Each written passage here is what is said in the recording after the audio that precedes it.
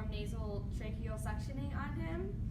I'm going to gather my equipment, which is my sterile nasotracheal catheter and my ambu bag. And I'm going to... Hi, Mr. Jones. I'm Anna from Respiratory. I'm going to go ahead and check your identification on your wristband. All right, I'm back again just to see if you need any more suctioning. So I'm going to listen to some breath sounds.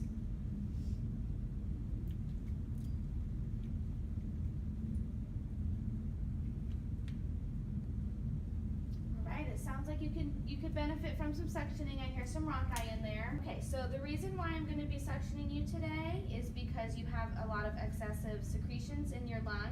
So because of these secretions, some of the risks that you can have from the suctioning would be gagging, increased blood pressure, and trauma in your nose. But the doctor did put a nasal trumpet in, so that should help. And I'm also going to put some lubrication on the catheter to help it go down a little smoother. So do you or does anyone else in the room have any questions for me before I start? Okay, so I'm going to be putting a pulse ox on him to check his oxygenation status. So I'm going to put some gloves on.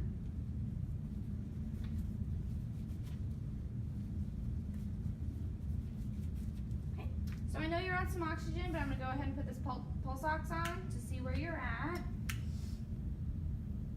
Okay, you're at 98, which is great.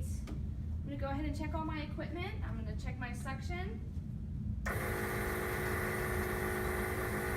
which is at a pressure of 120, which is good. I'm going to check my ambu bag just in case. And I'm going to go ahead and start the procedure. I know my patient is oxygenated well. I'm going to go ahead and open up my sterile kit, grab my sterile gloves.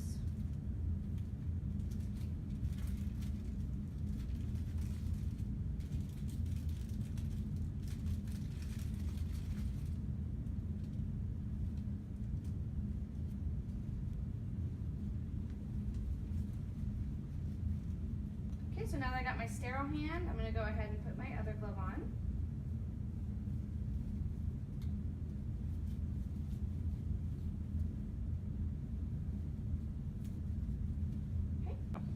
Okay, so at this point both my hands are still sterile. I'm going to grab my container, put it down, and fill it with my lubrication. Okay, so next I'm going to just going to attach the suction. I'm going to dip it in my lubrication. Okay, if you could go ahead and tilt your head back for me and put your chin up.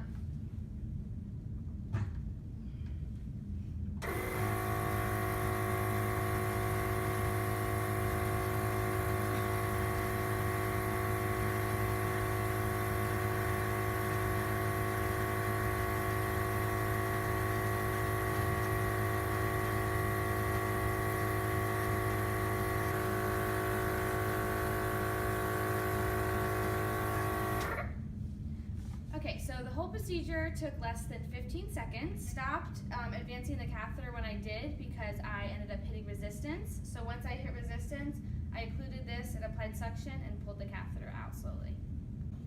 So since the patient's oxygenation status is fine and his work of breathing has gone down, I'm going to go ahead and disconnect the catheter because I do not need to suction again.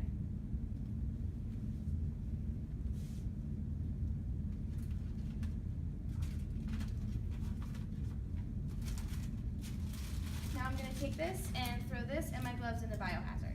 Since I know that his oxygenation status is still doing well, his sputum was clear and was not that much, but I am going to go ahead and reassess his breath sounds.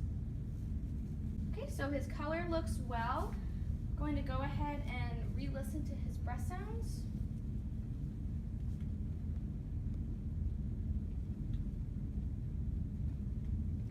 Do sound more clear than they were before, so he tolerated the procedure very well.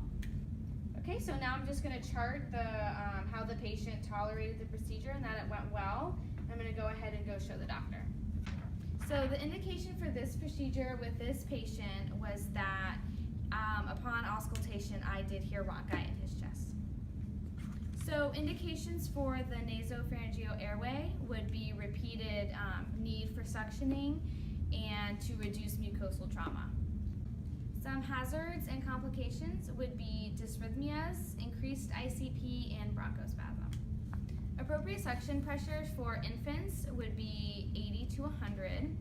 For children, it would be 100 to 120, and for adults, it is 120 to 150.